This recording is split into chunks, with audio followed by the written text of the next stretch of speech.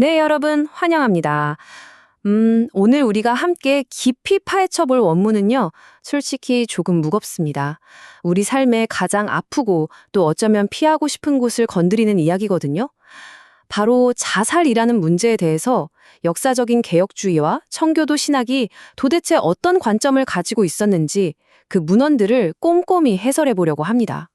아무래도 수많은 분들의 깊은 상실감이나 남모른 눈물과 얽혀있는 주제잖아요. 그래서 진짜 아주 깊고 조심스러운 존중의 마음을 담아서 이 섬세한 이야기들을 한 겹 한 겹 풀어가 보겠습니다. 자, 준비되셨죠? 들어가 볼까요? 오늘 다룰 핵심 내용은 크게 네 가지입니다. 첫째, 생명에 대한 하나님의 주권. 둘째, 과연 구원이 취소될 수 있는가? 셋째, 고난을 대하는 청교도의 태도. 마지막, 넷째, 심판을 넘어선 긍휼과 자비입니다. 처음엔 성경이 말하는 좀 엄격한 경계선에서 출발하겠지만요. 너무 걱정하지 마세요. 그 엄격함을 지나서 결국 어떻게 은혜와 따뜻한 돌봄으로 나아가는지 그 과정을 쭉 따라가 볼 겁니다. 자, 첫 번째 파트입니다. 생명에 대한 하나님의 주권, 개혁주의 신학의 기초죠.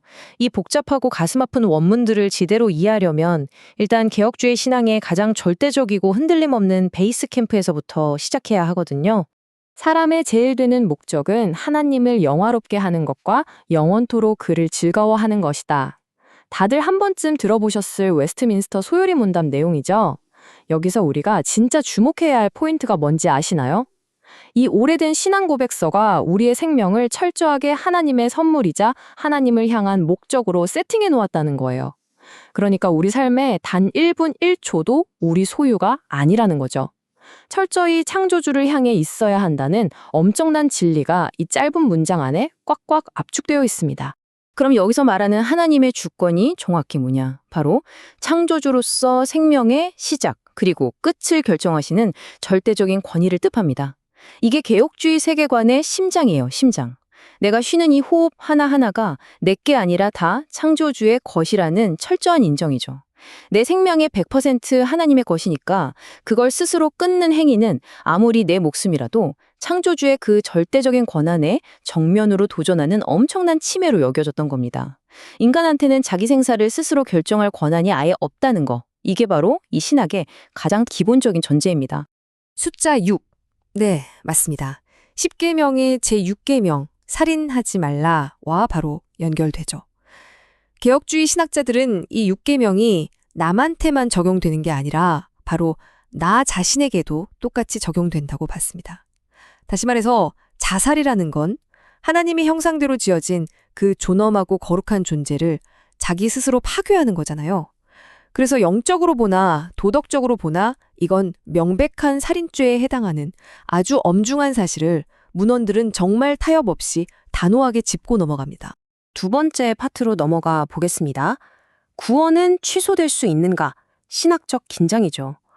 방금 본 그 엄격한 원칙들 때문에 남겨진 가족들은 진짜 가장 고통스럽고 벼랑 끝에 몰린 듯한 질문을 마주하게 되거든요. 스스로 목숨을 끊으면 곧바로 구원을 잃고 지옥에 가는 건가? 정말 숨이 턱 막히는 질문이죠. 수많은 유가족들의 억장이 무너지는 가장 끔찍하고 깊은 두려움이 바로 여기서 옵니다. 그 찢어지는 듯한 아픔을 우리도 잠시나마 공감하면서 과거의 청교도 신학자들이 이 무거운 질문에 대체 어떤 섬세하고 성경적인 답을 남겼는지 한번 깊이 들어가 볼게요. 문헌들을 살펴보면요, 청교도 신학자들이 이 극단적인 문제들 사이에서 진짜 엄청난 줄타기를 합니다. 한쪽으로는 하나님의 그 끝없는 은혜와 절대 취소될 수 없는 구원을 꽉 붙들어요. 그리스도의 피로 한 번 의롭다 하심을 받았는데 인간의 어떤 행위로 하나님의 선택을 무효로 만들 수 있겠냐는 굳건한 믿음이죠. 근데 또 반대쪽을 보면요, 이 땅에서 회개할 기회를 스스로 싹둑 잘라버리고 그 절망의 열매를 맺은 채 삶을 끝나는 게 영적으로 얼마나 소름 돋기 위험한 일인지도 무섭게 경고합니다. 무한한 은혜를 찬양하면서도 죄에 대한 경각심은 절대 놓치지 않는 이 팽팽한 긴장감을 아주 정교하게 유지했던 거죠. 자, 여기서 우리가 주목할 핵심 진리가 나옵니다. 만약에 정말 거듭난 참된 신자가 너무나 극심한 마음의 병이나 연약함 때문에 그런 비극적인 선택을 했다면 어떨까요? 개혁주의 문헌들의 대답은 아주 단호합니다.